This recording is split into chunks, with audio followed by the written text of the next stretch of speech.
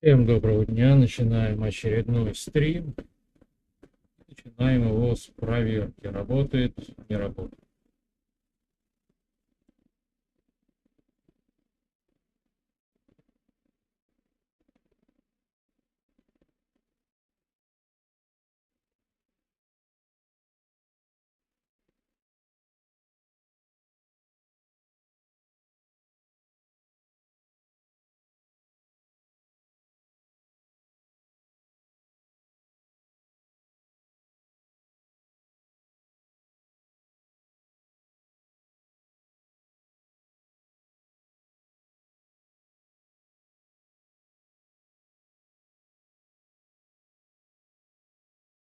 Работает.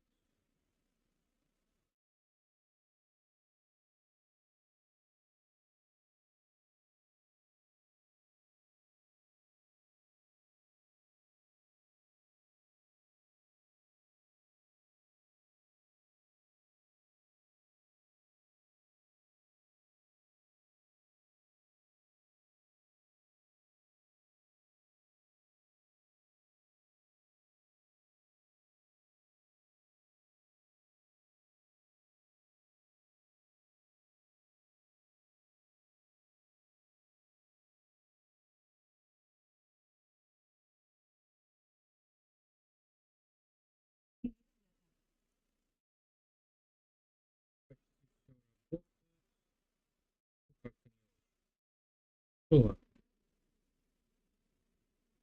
На пульте я тоже смотрю.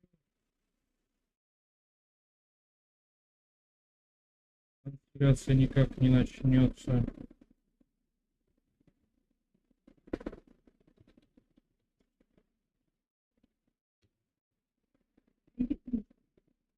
Но, однако, сообщение проходит. Это немного странно.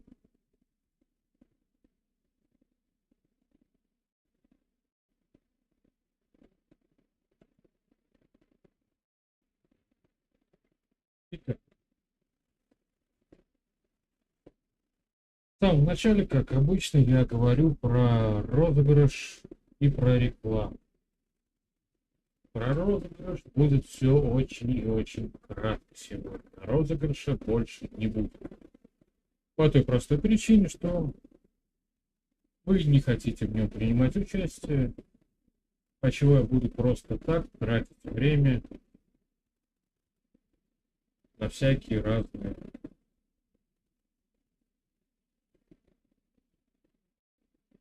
описания, разговоры и все тому подобное.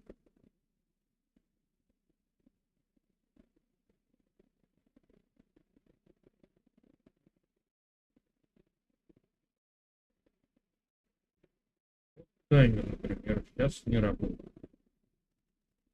Это меня немножко напрягает. Ну да ладно. Вот, заработал. Уже лучше. Так что с розыгрышами все, можно лайки не ставить на видео. Смотреть комментарии, не писать, только если вдруг что-то захотите сказать. Ну, не знаю, мало ли чего у вас там в голове возникло.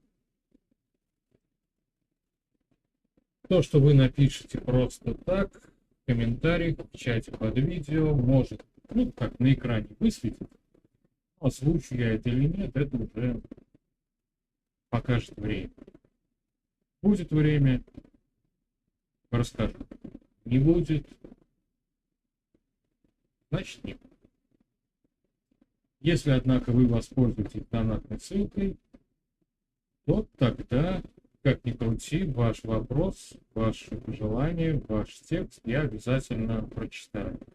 Хотя его прочитает и не только я, он будет автоматически озвучен системой. Но в любом случае это уже привлечет мою. Теперь по поводу рекламы. Вот внизу видите этот прямоугольничек. Если хотите, чтобы внутри этого прямоугольничка была ваша реклама под видео на YouTube, ВКонтакте, в других социальных сетях, хотя, в принципе, кроме Ютуба, ВКонтакта и ВК Play у меня нигде ничего не стримится. Ну, Boosty, но пользователям Boosty это вряд ли. Но в любом случае, есть ссылка на сервис по донатным предложениям. То есть вы просто-напросто берете и пишете там свой текст. Ссылка называется «Купить рекламу на стриме». И как только вы написали «Отправили», со следующего стрима, если отправите во время этого ваш текст появится. Небольшое ограничение. Если вы хотите, чтобы с вами связались, пишите номер телефона, электронную почту, погоняло в каком-нибудь чате, чтобы вас могли найти. Ссылку писать не надо. Потому что вот сами видите на экране. Хотите сделать стрим лучше, обращайтесь ко мне. Дальше была ссылка. Ссылка будет вырезана. И на экране показываться не будет. Как-то так. Ну а теперь плавненько, потихоньку, полегоньку переходим к вопросам, которые вы ему задавали.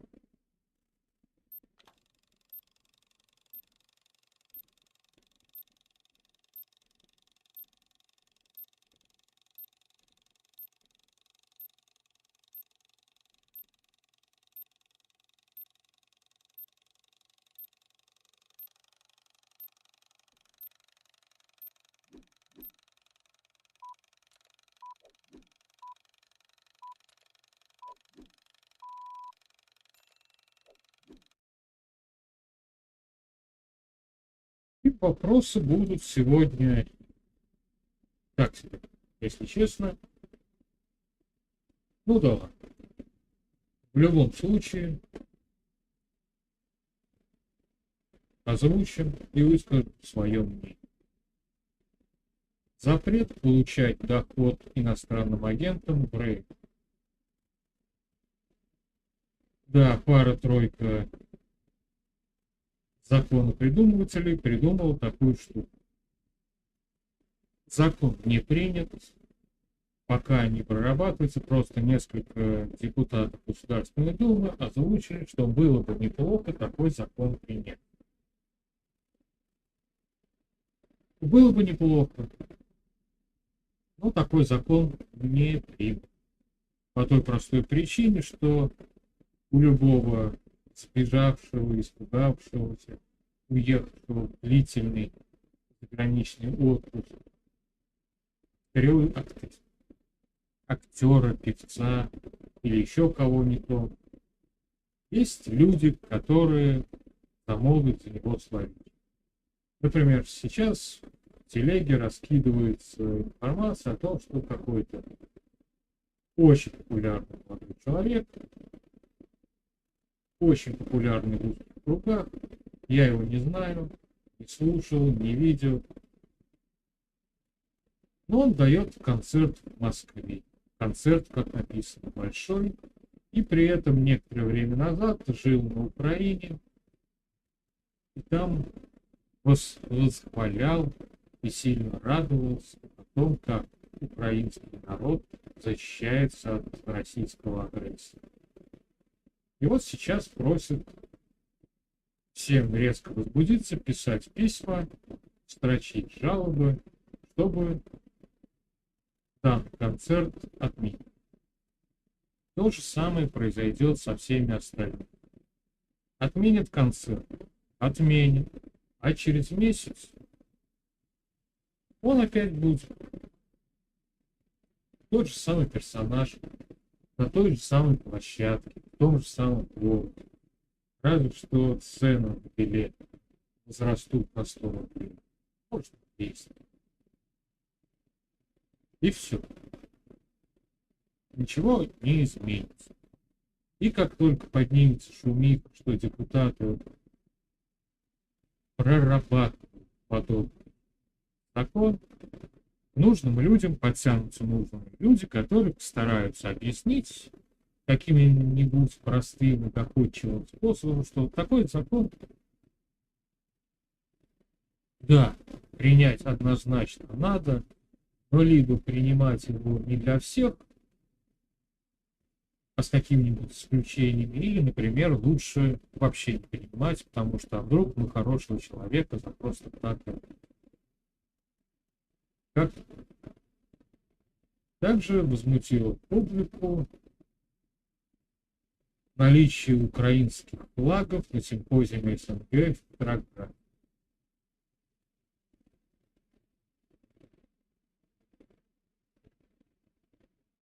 Люди, которые возмутились по этому поводу, никогда не работали в больших конторах, скорее всего. Потому что, если бы они работали, они бы знали, что есть строгая, четкая инструкция. Перед открытием такого-то мероприятия вывесить столько-то флагов таких-то стран. Идет у нас война, не идет. СВО, не СВО. Взорвали там какого-то блогера в Питере, не взорвали. Без разницы. Исключений в этой инструкции нет. И подумайте сами. Человек работает, зарабатывает денежки. И вот какой-то симпозиум какого-то СНГ. И этому человеку нужно выполнить свою инструкцию. В инструкции написано вывесить флаги каких-то стран. Он вывесил, да, он вывесил. Кому-то не понравилось, но это проблемы тех, кому не понравилось. И опять же, напоминаю всем возбужденным товарищам, Россия не ведет войну с Украиной. Об этом говорили большие чиновники. У нас просто обычная специальная войсковая операция. И все. Ни больше, ни меньше.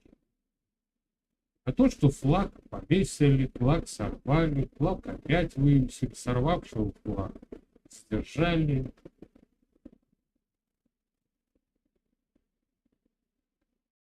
Если задержанный товарищ так сильно переживал за наличие флага в Петербурге, почему он, например, не записался добровольцем за неплохие денежки в Вагнер? Не хочет Вагнер, пожалуйста, есть Министерство обороны. Платят поменьше, но график получше. Как-то так. Это не я задаю вопрос, это просто почитал комментарий под теми писками, визгами, которые издают некоторые товарищи.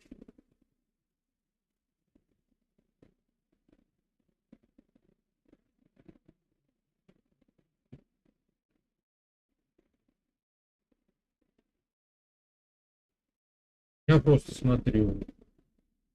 Появились трансляции с опозданием или еще скоро начнут.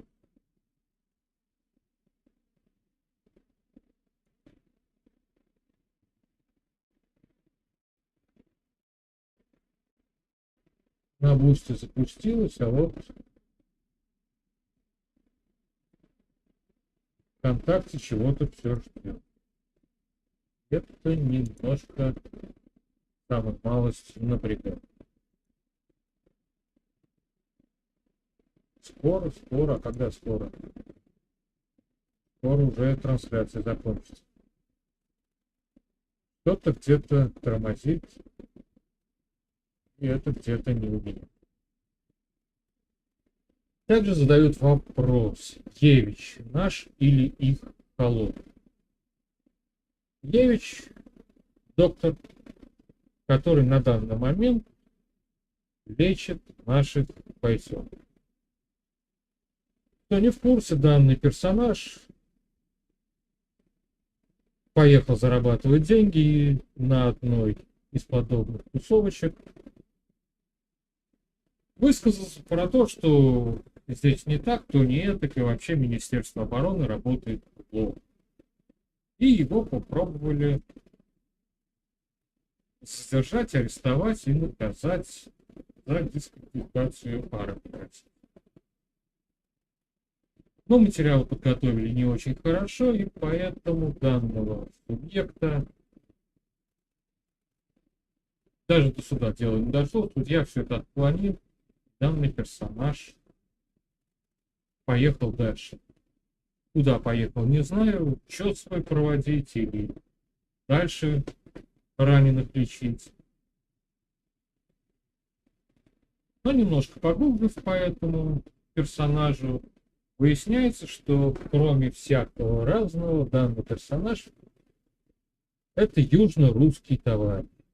То есть пока обычные русские пьют, спят, ленятся, валяют дурака, этот южно-русский гражданин строит, лечит и все такому тому подобное.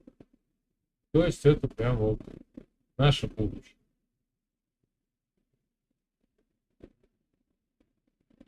Поэтому на месте суда, на месте всяких органов следственных, которые задерживали данного персонажа, я бы получше разобрался, получше составил документы и отправил на второй круг. А с судьей попросил бы начальство этой самой судьи или этого самого, не знаю, кто там, мальчик, девочка, чтобы провела честный, нормальный, хороший суд. Не надо никого за просто так наказывать, а просто посмотри. Сажать, я думаю, тоже данного персонажа не стоит просто обвинить ту часть вины, которую смогут доказать следователи. А после этого, ну да, учитывая заслуги данного персонажа на медицинском поле, заменяем ему уголовный срок условным и запрещаем занимать руководящие должности, ну, например, на 10 лет. К примеру говорю. Сроки это наказание, это все условно, я не юрист, я не знаю, как там, что там. И все. И после этого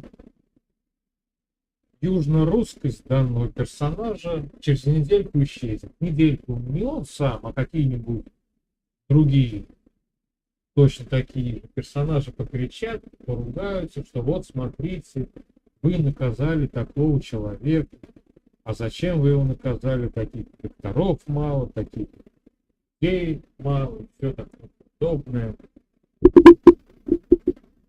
Наплевать, что таких людей мало. Этого посадят, другой будет лечить. Будет не такой хороший, но будет.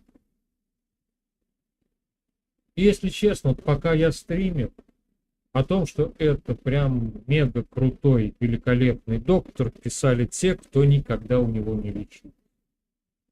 Никаких сцен от раненых бойцов, которых он вылечил, я не видел. Ну а то, что он пишет какую-то книжку или написал какую-то книжку о том, как нужно лечить раненых товарищей, это делает его писателем подобных книжек, но никак не выдающимся доктором. Как-то вот так. Ну и в завершении сегодняшнего стрима, вернее той части про вопросы, новость про Анатолика Вассермана.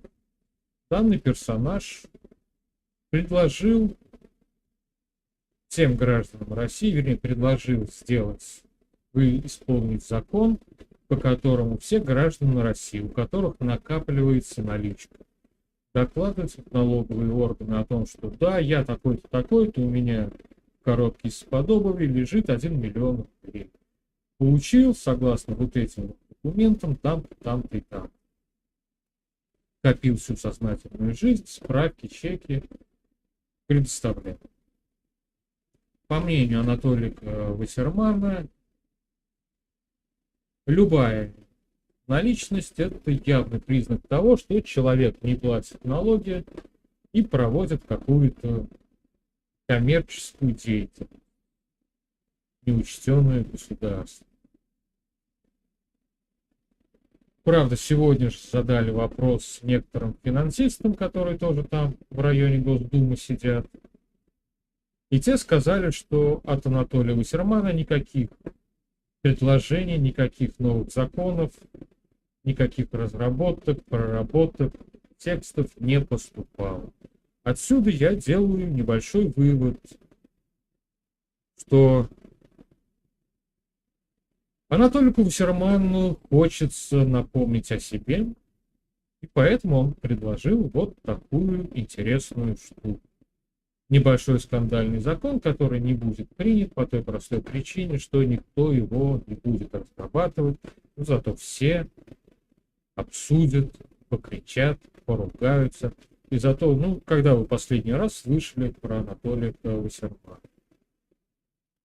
Наверное, в прошлом году. Я точно в прошлом году где-то как-то про него слышал, даже какое-то видео смотрел. А в этом году как-то он мимо всего прополз. А тут раз, и прямо вот сегодня с утра проснулся, открываю телегу, а там один сплошной Вассерман. Но, как известно, любое упоминание в средствах массовой информации, включая Telegram, это реклама. А реклама плохой не бывает. Да. Криво, косо, никчемно. Ну что? Сделали? А раз сделали, значит сделали. Все мы будем помнить, что у нас есть такой депутат Государственной Думы Российской Федерации Анатолий Вассерман. Очень умный дедушка. 100 лет ему жизни. А потом сверху еще 150. Ну а теперь потихоньку-полегоньку переходим к киносериальной части.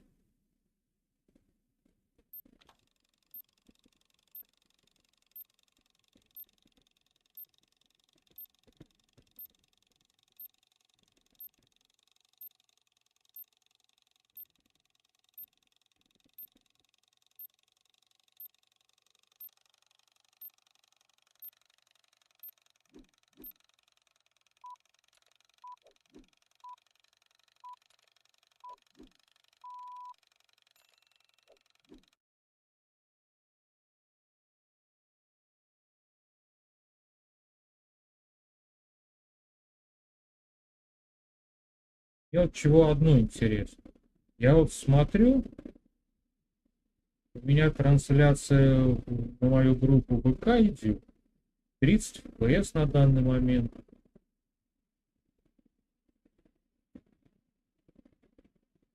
А вот, началась. Как-то оно все кривовато работает. Ну да ладно. Сегодня будет речь в киносериальной части про одно кино, не самое свежее, 22 года. Капитан Волконогов бежал. Ну и как по новой традиции трейлер.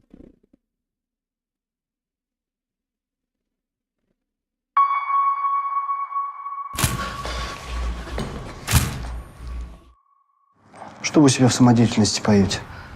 Пойте. Полюшка, поле, полюшка широкое.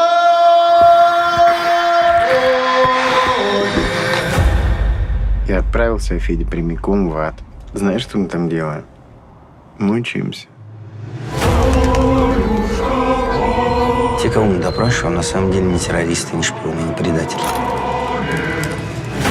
Но при этом все они попадают сюда к нам не случайно. Всю жизнь будешь как уголовник бегать. Просто скажи. Просто отпусти. Просто скажи прощаю.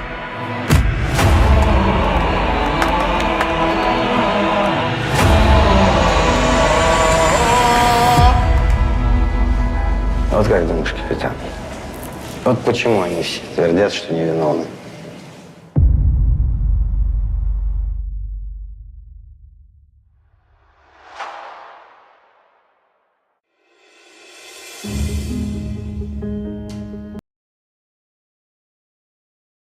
Ну, такое, я бы сказал, мягко выражаясь, специфическое.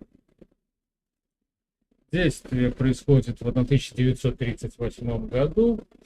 Нас знакомят с работником правоохранительных органов, но не говорят, что это было ЧК, еще какая-то структура. И все, в принципе, близко к исторической правде, за небольшим исключением. Вместо нормальной формы, как вы заметили по трейлеру, все ходят в красных спортивных костюмах.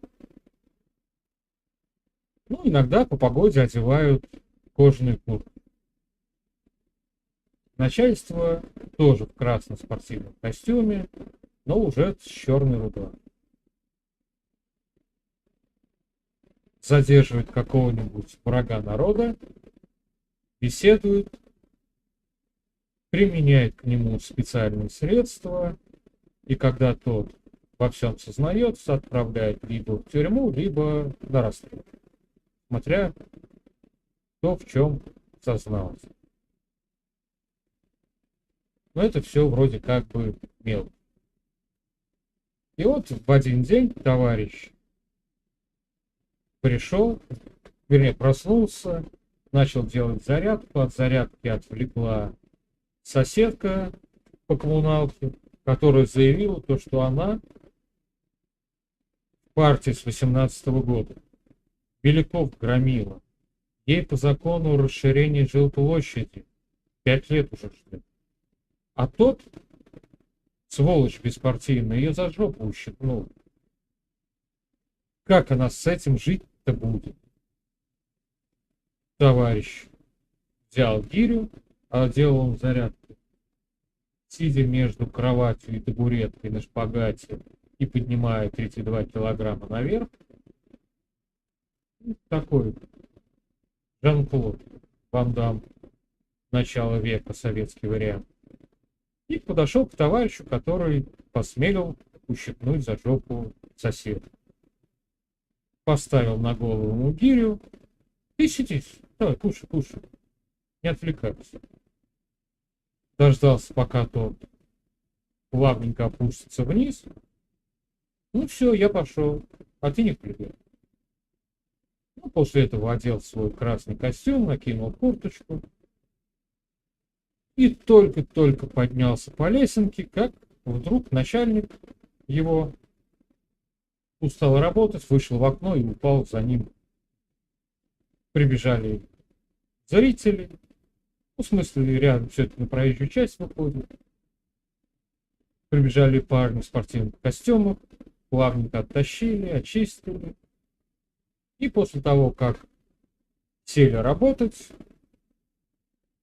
у тебя в кабинете, там человек 10 сидело, личные дела разных, не очень простых людей просматривало. Одного вызвали на переаттестацию, второго, третьего, пятого. И этот товарищ якобы вышел в архив дело сдать, ну а сам потихоньку, полегоньку, ноги в руки и сбежал. Целый день пробегал и ночью встретил гонца с того света. В трейлере был такой, вот эта сцена показана, один вылазит из-под земли, весь чумазый, грязный. Ну, его фотографию, они вместе работали, и его фотографию нашли на квартире, ну, не на квартире, в комнате у этого товарища, который убежал. Ну и на всякий случай применили к нему специальные силы, специальные меры.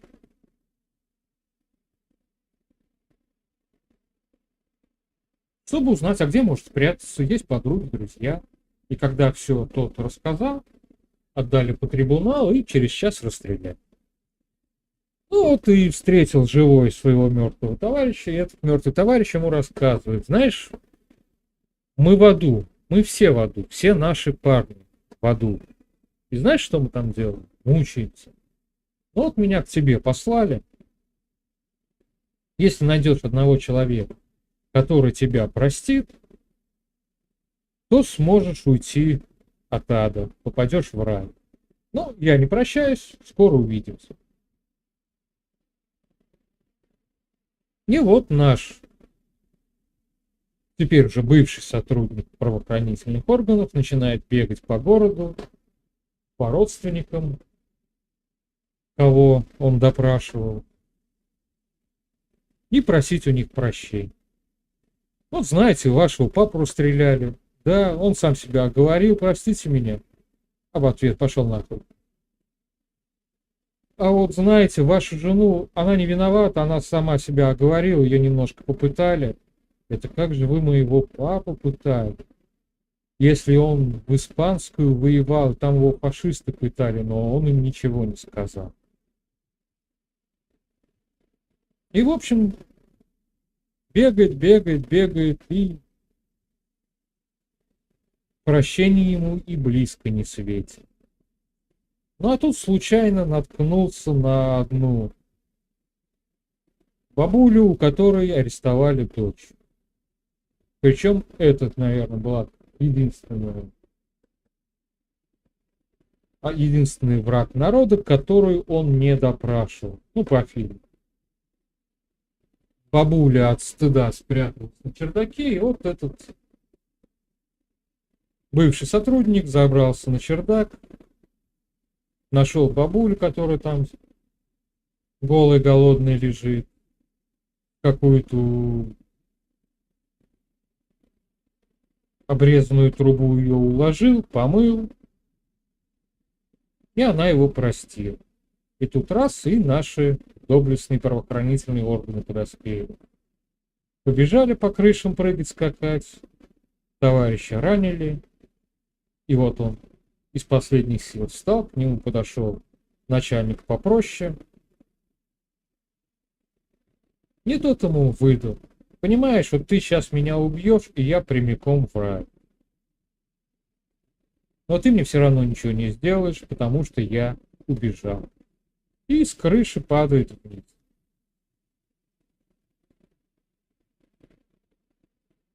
Стоит это кино смотреть? Как говорят в народе, на вкус и цвет фломастеры все разные.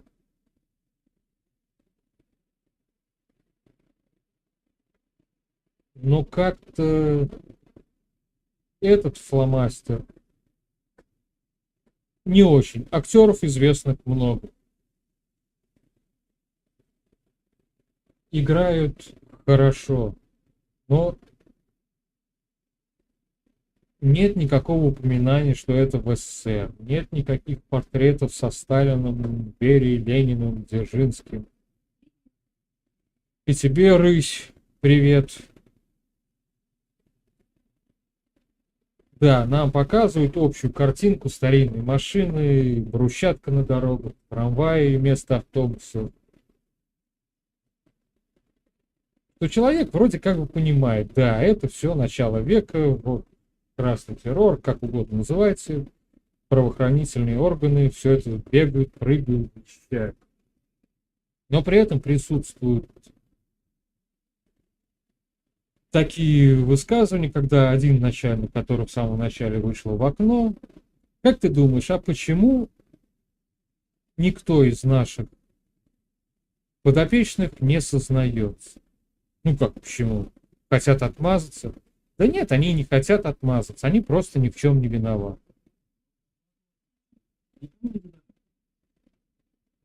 Почему отключили? Все работает нормально. Донат-стрим работает. Что там? Да все работает. С того же донат-стрима сегодня приходил небольшой донатик. с Киви пытались задонатить, но там просто ограничение по скорости, по сумме, верно, стоит.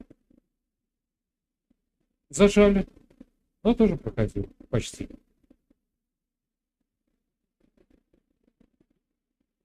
Ну и возвращаясь к этому фильму, лично я посмотрел по рекомендации одного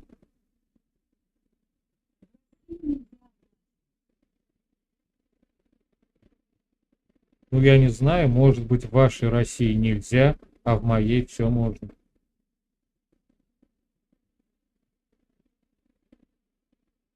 Как я сказал немножко ранее, донаты приходят, проходят. И никаких проблем с этим нет. Вернее, есть одна небольшая проблема, это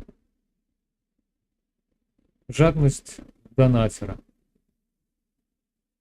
Чтобы разместить здесь, вот на этом красненьком прямоугольничке, свою рекламку, нужно заплатить сумму от 100 рублей и выше. А человек пробовал десяткой червонцем заплатить. Соответственно, ничего не вышло. Как-то так. Было бы желание, а способы найдутся.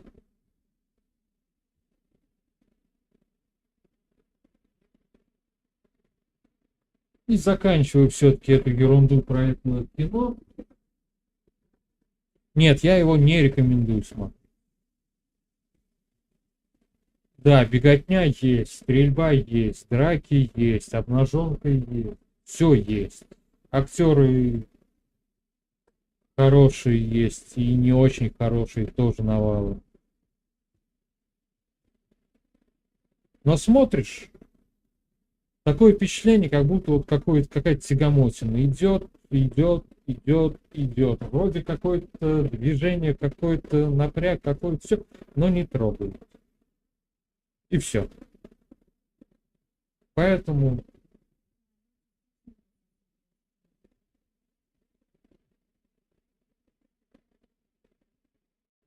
какая разница про Марвел? Я никогда не смотрел Марвел кино. Есть куча сайтов, где можно этот Марвел скачать совершенно бесплатно и совершенно бесплатно посмотреть. Как-то так.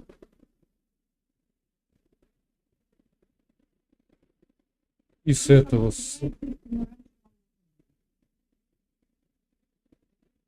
И на этих сайтах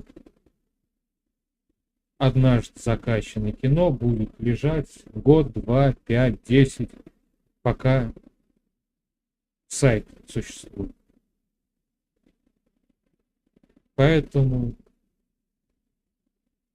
хотите сходить наполовину фильма в кино, сходите. Лично мне не интересно. Не люблю кинотеатр. Ну а тем временем стрим сегодняшний заканчиваю. Всем пока.